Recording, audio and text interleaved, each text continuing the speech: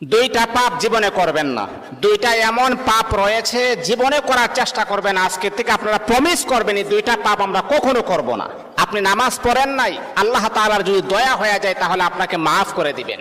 আপনি ফজরের নামাজ পড়েন নাই, আল্লাহ পাক রব্বুল আলামিনের যদি মায়া লেগে যায়, আল্লাহ পাক রব্বুল আলামিন আপনার গুনাহকে আমার আল্লাহ ক্ষমা করে দিবেন।